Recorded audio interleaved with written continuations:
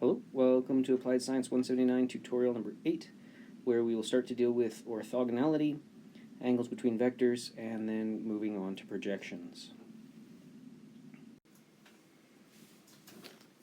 Okay, so for our first question, we are being asked to make a matrix whose columns come from the following set of vectors. So we have this vector set S. It is 5 vectors, each one of them being 3 long. You can probably already figure out that we're not going to be able to have 5 orthogonal vectors that are 3 long, because if you think about it, there's just no way we can get 3 orthogonal vectors or 5 orthogonal vectors in 3 space, or mutually orthogonal ones at least. So let's do it. So first we start with taking A and A transpose. So A is again a matrix made up of the columns of A come from the vectors in set S. So we have matrix A, which will be -1, 2, 1, 2, 1, 0, 0, -1, 2, 1, -1, 1, and -5, -2, -1. Okay, so that is A, and so A transpose is just the transpose of that. First row becomes first column, so -1, 2, 0, 1, -5. Second row, second column, 2, 1, -1, -1, -2. And third row, third column, so 1, 0, 2, 1, -1. Okay, so there's my A and my A transpose, and I multiply those two together.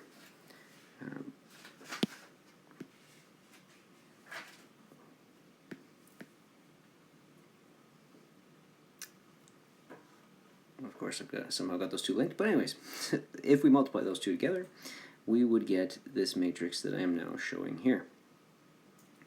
That matrix, let's just get rid of that. So that matrix has all of the dot products. You will remember that on the diagonal here, we have the norms of each one of the vectors in S. So I guess we could have called it S1, S2, doesn't matter. It's the first column of A dotted with the first column of A. And so it is the norm squared. And so that gives us all the lengths for all of those different vectors, or the length squared anyway. And off axis we have a symmetric matrix, and we have some values that are 0. So there, and there, we have values that are 0. And so this first one here would tell us that A1 dot A2 is 0, therefore those two vectors are orthogonal. A1 dot A3, A1 dot A5, and A3 dot A5. So we could just directly from this orthogonality test, we can show that A1 dot A2 equals 0, A1 dot A3 equals 0, A1 dot A5 equals 0, and A3 dot A5 equals 0. Okay, so we know which of these vectors are orthogonal with which other vectors, and we also know their length, or at least their length squared, and so finding their length is pretty easy.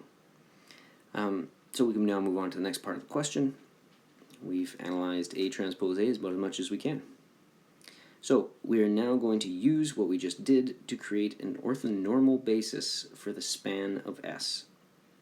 Okay, so an orthonormal basis, we need the minimum number of independent vectors that will span that space, and we've been asked to make them orthonormal, which means they all need to be mutually orthogonal and of length 1. So the easiest thing is going to be to eventually just divide it by its length. But first off, we have to find 3 orthogonal vectors. So, and again, they have to be mutually orthogonal. So that means, well, they all have to be orthogonal to each other. So the first candidates we have there are A1 and A2. Those two are orthogonal to each other. However, A2 is not orthogonal to anything else. So it would not be mutually orthogonal to anything else, and so that would not be a good solution, or not a good basis to, or vector to pick, because it's not going to be satisfying an orthonormal basis. So if we look at A1, A3, and A5, they are all mutually orthogonal to each other. So A1 is orthogonal to A3, A1 to A5, A3 to A5, which means they are all mutually orthogonal. So they would act as a perfect start to our basis, and so we could write those ones down as our basis. However, they would not be orthonormal by themselves, and so we need to make them orthonormal, and that would mean just dividing them through by their length. Okay, so we have those three.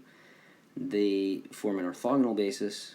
We're asked for an orthonormal basis, which means we have to make them all length 1, and so all we have to do is divide them by their length.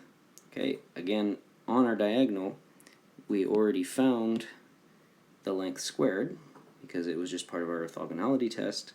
So there's a 1 squared, a 3 squared, and a 5 squared. Okay, so we just take those, divide everything by its length, which would just be the square root of its number on the diagonal, and we are good to go. So that is an orthogonal, as an orthonormal basis for the span of set S. And we didn't have to use Gram-Schmidt. This worked just fine. Now, the only reason it worked just fine was because there were 3 mutually orthogonal vectors in that set. This wouldn't work all the time if you're trying to find an orthonormal basis for something. So in that case, you would just start with whatever your basis is and do Gram-Schmidt, but in this case I said you couldn't do that, and so this was a great way to do it. Okay, so the next question that we're doing is asking us to do a projection, and we are to project B onto A. So A being the basis for a one-dimensional vector subspace of r to the 3. The vectors are 3 long, therefore they're sitting in r to the 3, and we only have one vector in the basis, so it's a one-dimensional subspace. Okay, so we're projecting B onto A. When it is one-dimensional like that, our equation for our projection matrix, big P, is A times A transpose, which should give us a matrix, over A transpose times A, which will be a scalar, because that's a dot product.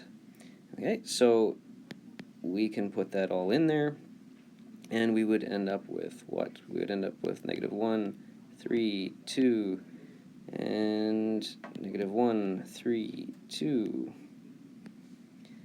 and -1, 3, 2, and -1, 3, 2. Okay, so we get that kind of pinwheel looking thing, and once you've done the matrix multiplication on that, you end up with this. Okay, so we get 1 over 14 times this matrix.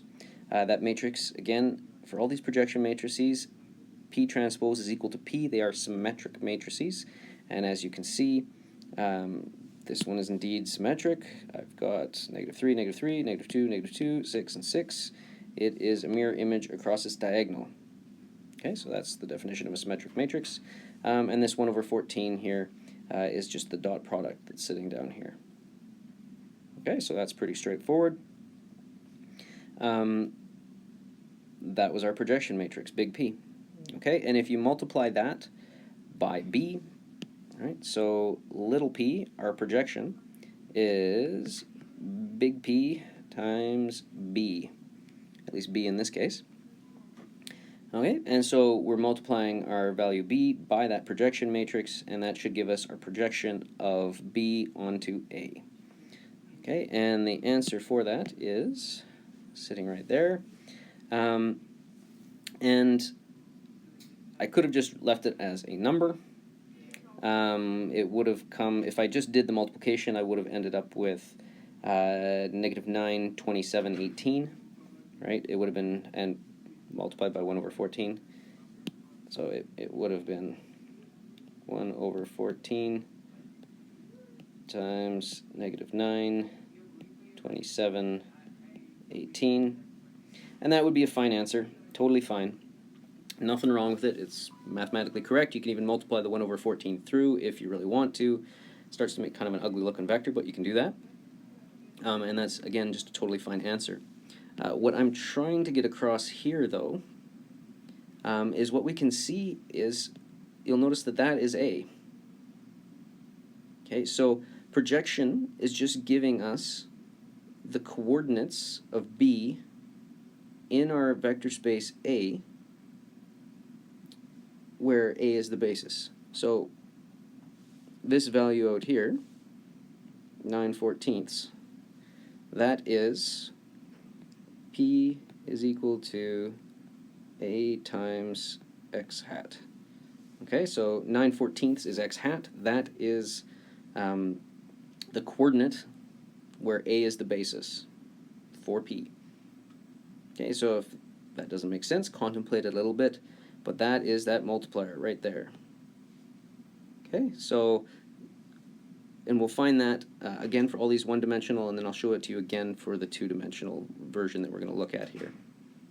Okay, so there's our answer. You don't have to format it like that as a coordinate and basis vector. You can just use something that looks more like that, or even multiply the 14 through, and it's all good. Okay, now what is the angle between these two?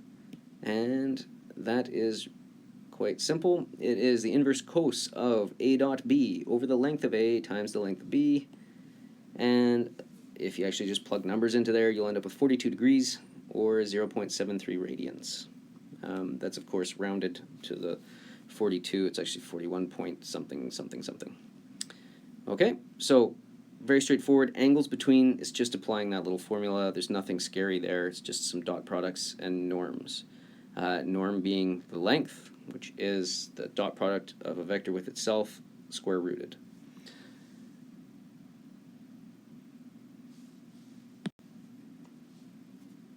Okay, so we are doing that same sort of thing here for just a one-dimensional space in a four-dimensional vector space. So this is a one-dimensional subspace of 4 space. We're projecting x onto y.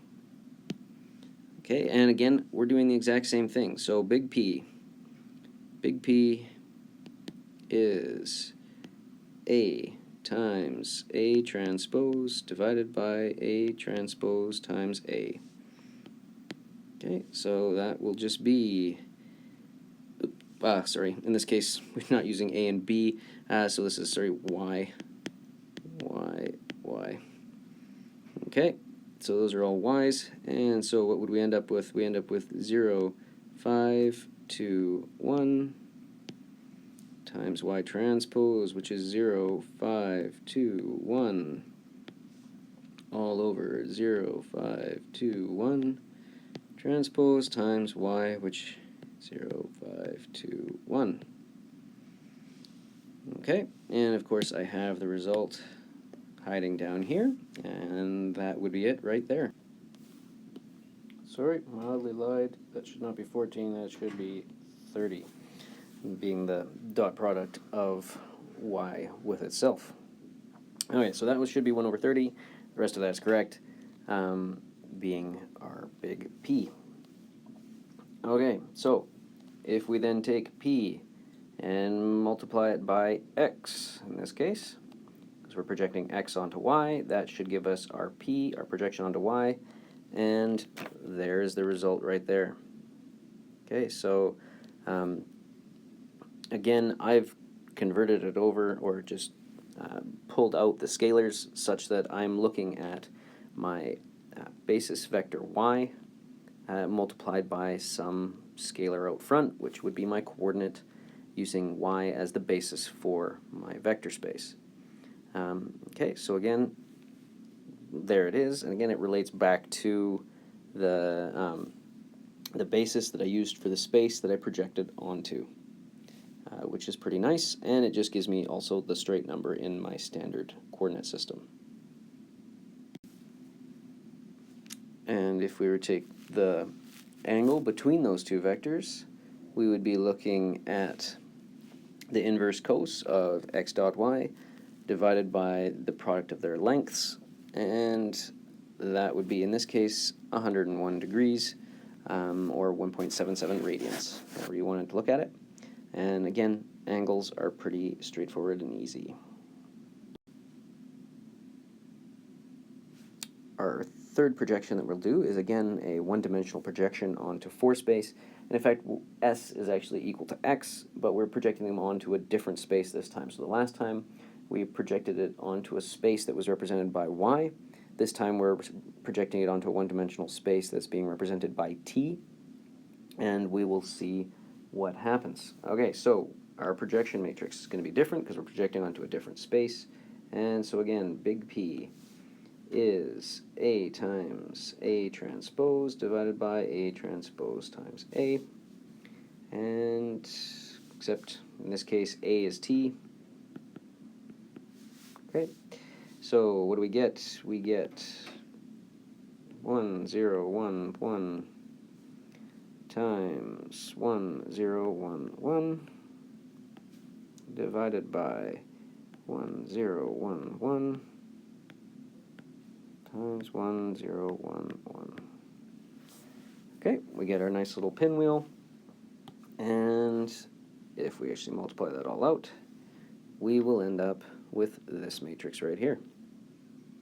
Okay, so pretty straightforward if we're trying to project onto that matrix.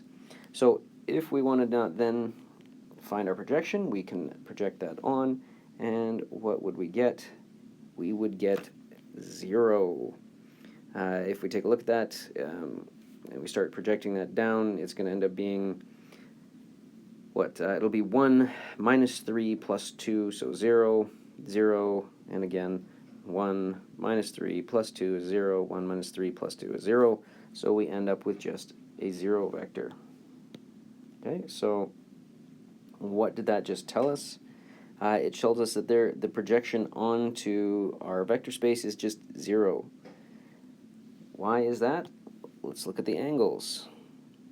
If we look at the angle between S and T and we take the dot product of S and T, we would find out that the dot product is 0. So if you look at S and T, take the dot product of those two, you'll see that it is 0. They are 90 degrees apart from each other. They are orthogonal. Okay, so S and T were orthogonal, and so our projection is just 0. It has no component in the same direction as T. Okay, so S is completely orthogonal, and there's no projection. Well, there's a projection, but the projection is just 0. Okay, so that was another one-dimensional one, and we will move on to something even more exciting. Okay, so this next one that we're going to do is a two-dimensional vector space. Okay, so we have a two-dimensional vector space where the columns of A form a basis for it. So it is a two-dimensional subspace of 3 space. We need 2 vectors for the basis. And we're going to project this other vector, 2, 3, 4, onto that space. Okay, so we have a plane in 3-dimensional space. And what are we going to do? So first thing, again, we're going to want to find our projection onto, well, we're going to try and find our big P. Okay, so big P, in the case where we're dealing with matrices, is A times A transpose A to the -1 times A transpose. Okay. Oh, I suppose we should also write down A transpose. A transpose is 1, 0, minus 2, 0, 2, 0. Okay, so that is our big P, and so we can now just drop all that into it, and we would end up with that. Okay, so that's just A dropped into that formula in all the right locations with the right numbers. Okay, so this is the multiplication that we need to do. If we look at this, If we were to look back at our original two columns there, we would notice that they are orthogonal. Well, we would or we wouldn't, but we should. Notice that they are orthogonal if we took the dot product of those two columns of A. So if we took the dot product of these two, it would be 1 times 0 plus 0 times 2 plus 2 times 0. Okay, so these are definitely orthogonal. The dot product of those two is 0. If it's orthogonal, then remember this A transpose times A just gives us an orthogonality test. That means the diagonal will have the squares of the length, so the dot product of each vector with itself, and the off diagonal will all be 0. Okay, and so we can see that here. There we go. So the length of the first one is 5. It's negative 2 squared plus 1 squared, so 5. And the other one is 2 squared. So just 4, and that ends up sitting on our diagonal there. Now this whole thing is still to the inverse. Now because it was a diagonal, taking the inverse is really easy, and it's just each of the elements inverted. Okay. Again, that's the beauty of using an orthogonal basis for projections. It makes a bunch of this math fast and easy. Okay, so now this last section, there's nothing you can do except the heavy slogging of actually multiplying that out. And there is that in prettier than I'm going to be able to handwrite it form. Okay, so there you go. We've made it all the way to our big P projection matrix. Okay, so this will allow us to project any vector in 3 space onto our 2-dimensional space that is being represented with our basis. Okay, so I'm going to flip to the next page and we will continue on. Okay, so I've thrown up at the top here B, A, and the P that we just found on the last page. And we will now continue on to figure out what our actual projection is. So our actual projection is just B times P. Okay, and that will give us our little p, which will be our value. So there are all those values stuck in there, and there is the result of that, and that gives us 1/5 times negative 6, 15, 12. Okay, we could make that ever so slightly, whoops, not that one. We can make that ever so slightly prettier by going to that, just pulling a 3 out. And then we've got no fractions in the vector. I generally like looking at them that way. You don't have to, but I like to look at them that way. Okay, so that would be our value. That's our projection in 3-dimensional space. So if we want to look at that, that is where our vector is sitting in 3-dimensional space in our standard basis. Okay. Now, just like before, when we're doing this projection, what we're doing is we're finding the coordinates of the point with respect to our basis. So, right, so P can also be represented as A times x hat. Okay, x hat being the coordinates of P using the basis that's in A. Okay, so we could take that point there, just to illustrate this, and we could break it out into its components.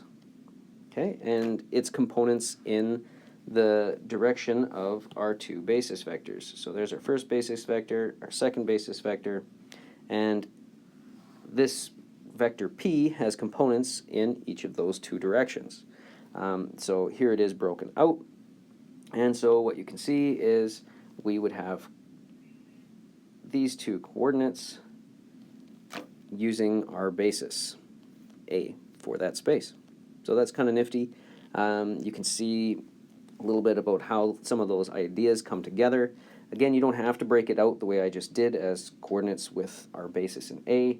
This answer here is completely fine. And even the amount out front, you don't have to put the fraction out front. You can put it in. I personally like looking at them with the fractions outside and everything else as small as it can get without being fractions, just because I find them a whole lot easier to look at that way. But so long as it's numerically correct, it is correct, and I'm a happy guy. And so is your marker. Okay, so that was our tutorial for this section here on projections and orthogonality. Enjoy the homework.